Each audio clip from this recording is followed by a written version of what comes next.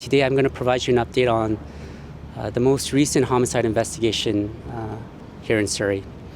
So today, a week ago today, on June 17th, just after 5:30 in the morning, 41-year-old Bo Fan was admitted to a Surrey hospital with serious life-threatening injuries.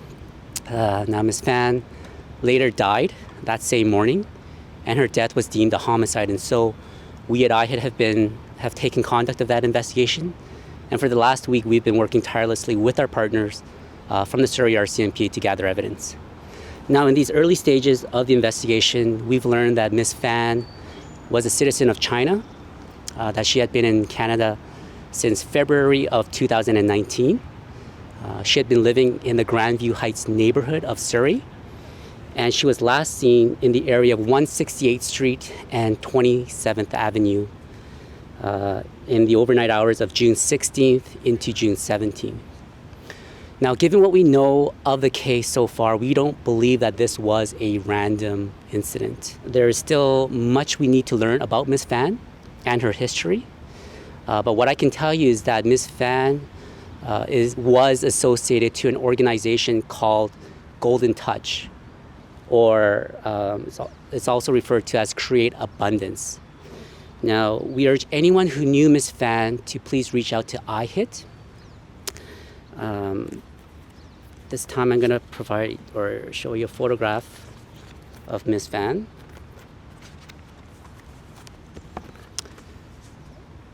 This is a photograph of Ms. Bo Fan, our victim of homicide. If you have any information about Ms. Fan, you recognize her, please contact IHIT today. I'm going to show you a second photograph. This is a logo that is associated to the organization Golden Touch, or referred to as Create Abundance. As you can tell, it is in Chinese characters, and we're specifically reaching out to the Chinese community. Just from what we know of Ms. Fan and her background, we believe that there are those in the local Chinese community that may know her, that perhaps have had dealings with her, particularly through this organization. And if you have, we ask you to please come forward and speak with IHIT. So the information that we've been able to gather so far, just from our open source internet queries and just from speaking with some residents in the community, we believe that it's a self-improvement wellness organization. But there's still a lot that we need to know about this organization. And let me be clear today, we are not making any linkages with this organization and Ms. Fan's homicide. There's no information that we've uncovered to make that kind of link. But what we know of Ms. Fan so far is that she was somehow associated to this organization. And so we're appealing to those who knew Ms. Fan, who recognized Ms. Fan, perhaps have had dealings with her and this organization. That is critical information for us, and that's why we're making that appeal today. What was the cause of death? So that is part of the investigation, and those are details that I'm not at liberty to divulge at this time.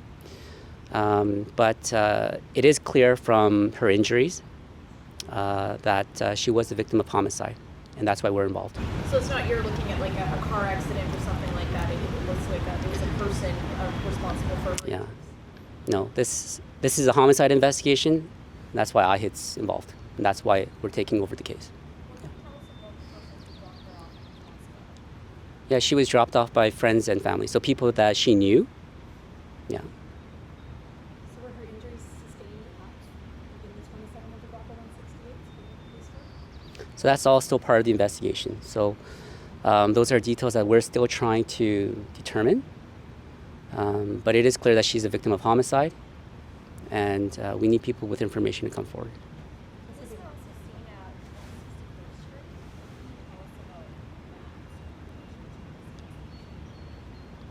at 164th Street. There were a couple of houses behind police tape in that general area. Are they connected to this investigation, or was that some sort of coincidence? Because it was Right. It was 168 was blocked off between 27th and 28th. Assuming that was because that's where she was found, correct? And there was then a house at 161st Street that was also behind police tape. there were Yeah. 2 locations that were behind police taken around that same time. Are these connected to the case? So the information that was confirmed by, I believe, the Surrey RCMP with one of those yeah. I can't speak to the details of our investigation. I believe that one particular house in that area of South Surrey, that was an IHIT investigation. I can't speak to which investigation that pertained to. But right now, we are still in the midst of really finding out what happened to Ms. Fan. Okay, there haven't been any arrests. There's no one charged yet on this case. We're working hard to change that. But right now, we're still in our early stages, and that's why we need people to step forward and provide us information. Were any of the family or friends that you brought into the hospital witness to that homicide? No, not that we know. No.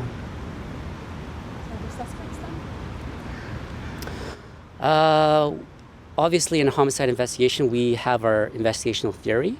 Okay, there's no one that has been charged. There's no arrest. And really, that's the important thing. We're still working on it. But right now, no one's in custody for her murder, and that's the important thing. And we're working hard to change that. Can you tell us about her location or anything else? Yeah. With this Really. So in the past week, we've tried hard, and we are continuing to work hard to really find out as much as we can about Ms. Bo Fan. But really, there isn't that much information that we've been able to uncover, other than the fact that she's been here a very short time. I mean, a year and a half, since February of 2019. She has some friends here, some family here, but other than that, and really other than the association to this organization, which is huge for us. And we're hoping that people who dealt with the organization who are a part of the organization, who are friends, colleagues. We don't know exactly what her involvement was with the organization. All these questions are so important to us, and we're hoping, in fact, we're confident that after this morning, once her identity is made public to the community, that we're going to be flooded with phone calls, and that's what we're hoping. Is this a local organization? Yeah, so the information that we've been able to gather just from our checks through the internet is that we believe, it is a international organization with local and also international ties and international reach.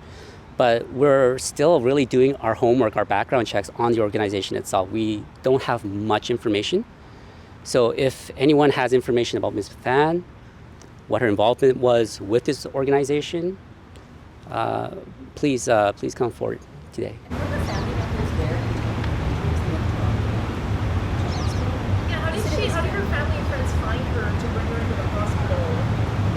How did that all go down? Those are details I can't speak to because this is an ongoing investigation. We have to keep that in mind. I'm not here to tell you or give you a recap of an investigation that's been concluded. This is only a week old. A 41-year-old Chinese citizen, Bo Fan. We're taking this very seriously, and there are still a lot of questions, a lot of details that we can't divulge to the public. Okay. Yes, as far as we know, yes. Pardon? To Canada? We don't really have a definite answer on that. All we know is that she has these associations to Golden Touch, Create Abundance. But we're hoping that there are people with that very information, and we're hoping that those people would come forward and speak with us today.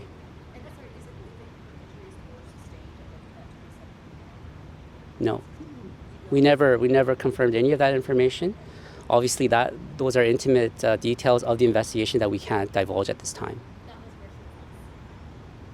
She was seen in the area of 168th and 27th Avenue. Yeah. And have you been in touch with considering she's a Chinese citizen, have you been in touch with the local consulate? Yeah. Are they providing any assistance to get in touch with her family back home? Can you just explain that kind of process, if there is one? Absolutely, yeah. Certainly. So we have reached out and we are in communication with our partners from the Chinese consulate, and we're very thankful for their assistance. Really, they've been helpful, and they're making attempts right now to communicate with the family and to provide assistance on our behalf, which we're quite thankful for. So definitely we have that relationship with them, and we're continuing to liaise with them to provide ongoing information on this case to Ms. Bofan's family. Police were in Ocean Park on the Thursday night after his family was brought to the hospital, and there was a search warrant that I'm told by Surrey RC. Okay, yes, that's is the. connected to an IHID investigation. Yeah. Can you speak to that at all? Is this connected to the two? Right. So I can confirm for you that that was related to an IHID investigation.